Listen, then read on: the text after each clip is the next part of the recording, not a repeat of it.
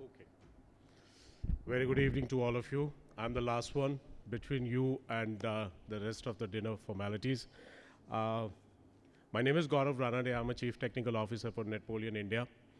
Lots of water has flown since morning about cyber security, technology, modern warfare.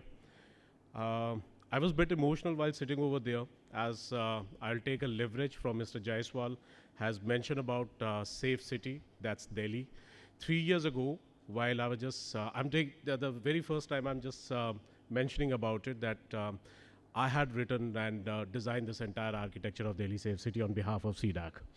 So it's the use cases, whatever Mr. Jaiswal has said, that I vouch on it. That the AI use cases, we designed that at that point in time. And this is what I'm just going to talk about, that I'm not going to say much more about my jargons, the technical words or the technology or the trends or the markets, because it's more from your own use cases. It's more from that your own defense perspective. That whatever you have, you are facing day by day, that you have to just go through with this particular presentation. I'll not be much more into towards my technical jargons on that part because whatever you say about the implementation of a technology, the compliances, the part of the different architectures, because every industry, every vertical, every organization would have a totally different use case altogether. So I can't replicate the same towards another department. I can't replicate the same technology to the other organization as well. So you need to understand that what exactly are the major obstacles, the challenges, and what you are facing day to day, and what are the solutions after that. That how we all can sit together and then to understand what are the different probabilities and the possibilities that to mitigate those. So when I said that, my words are they are proactive and out of the box. Everybody knows about drone attack in Russia by Ukraine, the pager attacks in Lebanon, right? Now, where we are talking about the zero trust in that. It's something which somebody has thought beyond, out of the box, that approach, that the technology which they have taken into that perspective of it. So the similar way, your organization will be under threat as well. We have to go back to the history and then to understand that what kind of an attacks had been taken. And that was always into a proactive approach. That the somebody was one step ahead than your implementation strategies or any of approach which you have taken in that particular account. But what exactly is the warfare facts? We have to look at it. If you look at the increase in politically motivated cyber attacks are there. We know that there are state-wide actors are there who are playing the major roles for it. The economic impacts of the cyber attacks. I'm very ambitious to say that many of the times that India is on a forefront of the cybersecurity implementation and the strategies for that. But actually, we are living into two different India. The one doesn't have the basic infrastructure of the cybersecurity, and even many of them are relying onto the firewall and then to say that we are cybersecurity implemented organizations. Sorry to say that many of the government defense organizations have that kind of an infrastructure. We don't have the appropriate best practices implemented in our infrastructure for that. So that way we have to work on.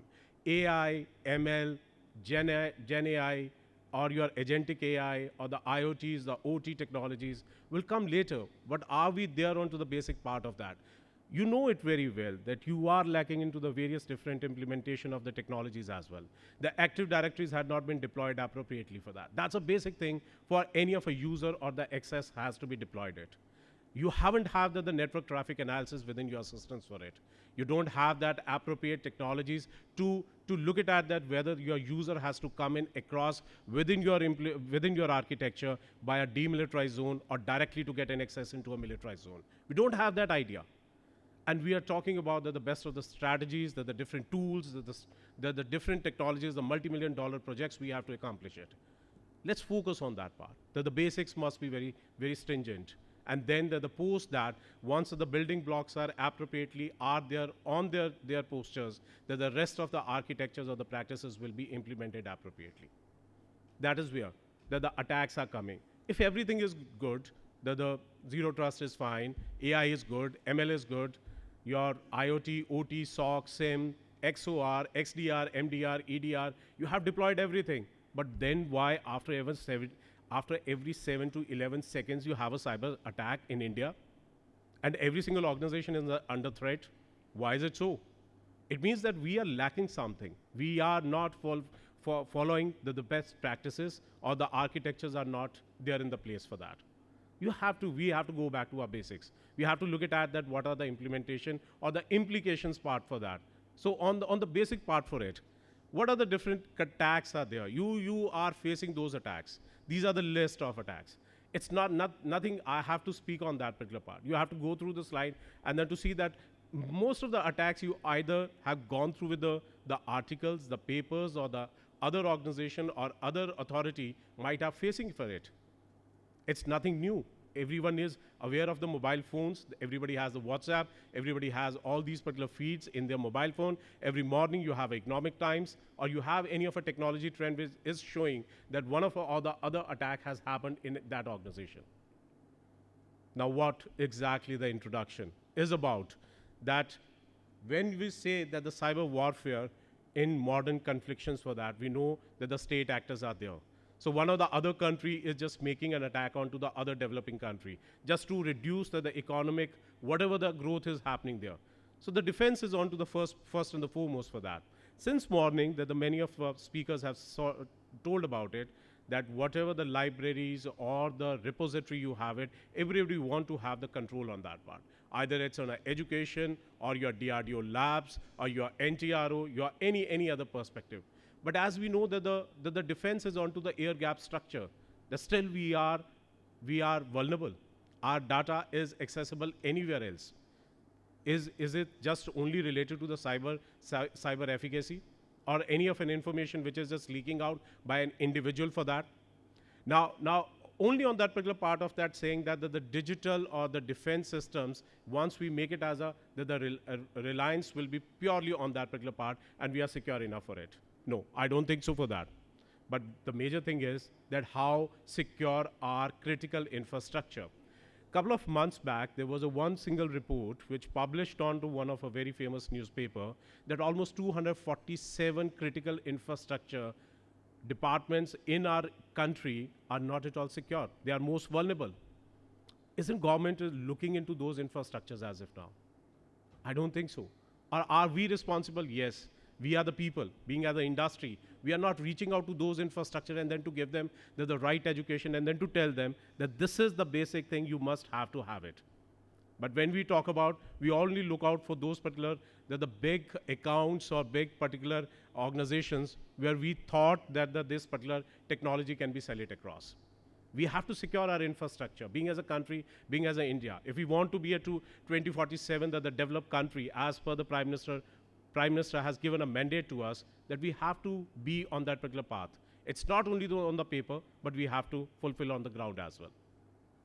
The evolving threat landscape, everybody has talked about it, but I think that when I'm just looking at the cybersecurity, and specifically for the defense sector, that you have to look at on these particular 4 points for it. Now, are we ready for that? If we don't have a basic infrastructures, if we don't have the proper active directories or the identities or the firewalls or the IPS or the different NTAs in the well placed for that, many of the times the organizations are not well aware of that whether IPS has to place in front of the firewall or after the firewall. What is the difference between it? And then the lots of difference makes out of it. This is where we are lacking. This is where the understanding is not there. The case studies, if you look at it, these are the different attacks which has changed the gear or the shift of the industry to look at the different technologies or the trends for that.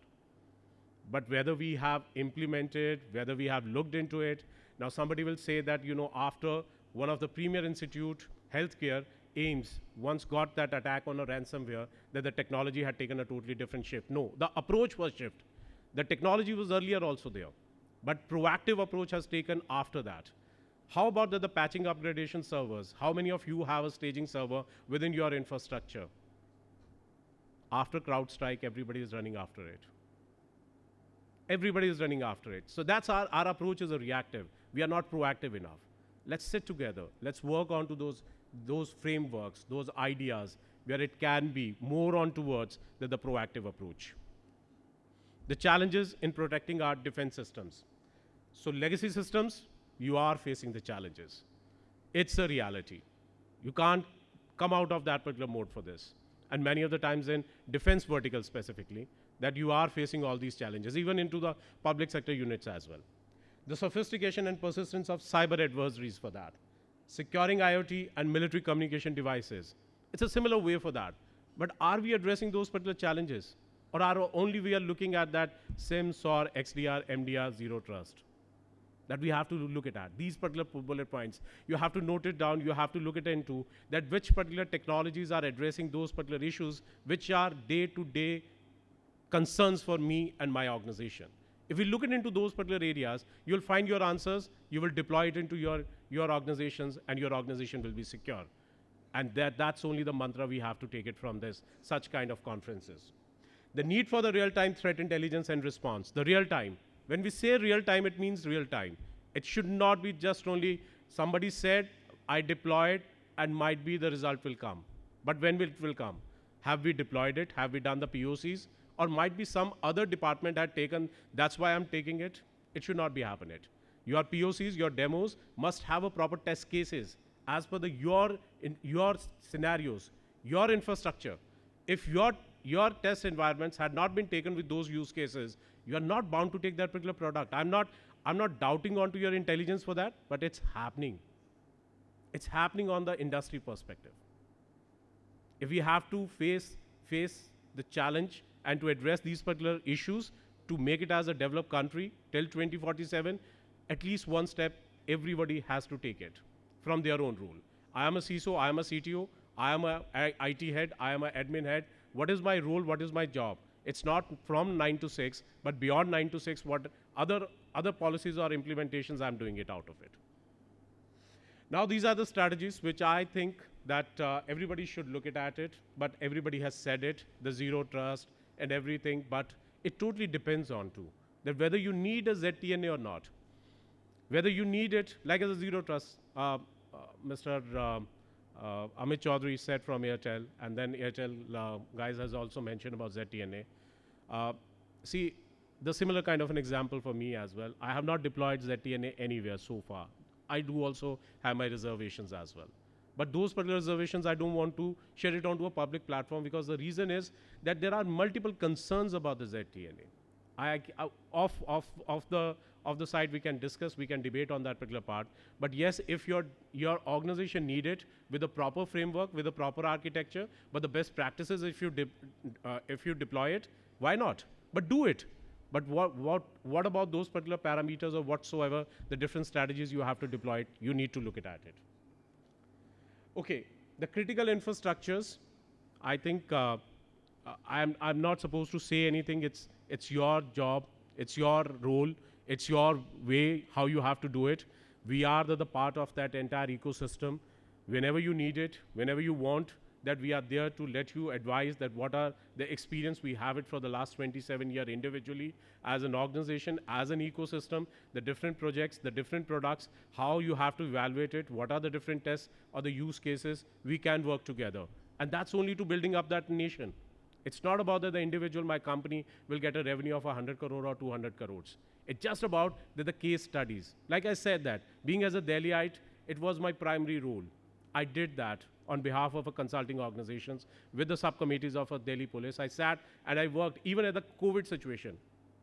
And this is what the result, I'm just getting it out at the one of a podium as well. Right, so automation, I think you have to do it by, and manual intervention, I just wanted to restrict it as much as possible. Within any of an infrastructure, we know that a small misconfiguration in a firewall can lead to a ransomware attack in one of a premier healthcare institute. So you need to implement that. But how you have to implement it, you have to have a better strategies for it. The frameworks, you know it, you have it already. You know about the different paradigms, about your organization, how you have to deploy it with the different compliances, different strategies, the best practices, how you have to go into all those particular scenarios with the IT, with the OT, as well as with the IoT perspective. So there we have to look at that. Future of cybersecurity, I think already have mentioned my previous speakers as well, the sessions as well. And I think that the certain bottlenecks which I tried to find out from your perspective. You know all of them. Organizations, structural limitations. Even many of you, after 3 years, you have to move on to the another roles. The dual responsibilities. Once you focus on to any of an architecture, you have been shifted to another one.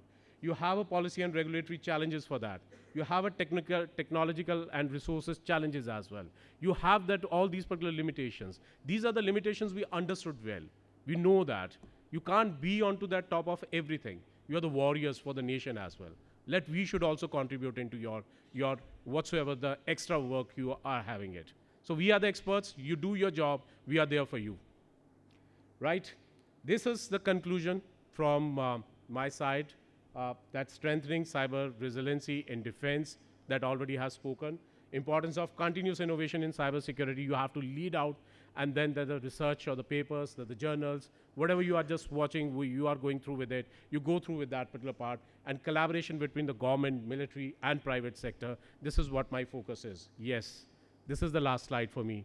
This is we, Netpoleons, that what we do, it's a combination of our products plus services as an advisory and consulting. So wherever you need it, we will do the amalgamation, we will come to you, but will not force any of a product. We just only to work with you as the advisor, trust advisor for you to build up one of our best nation in this whole world. Thank you so much.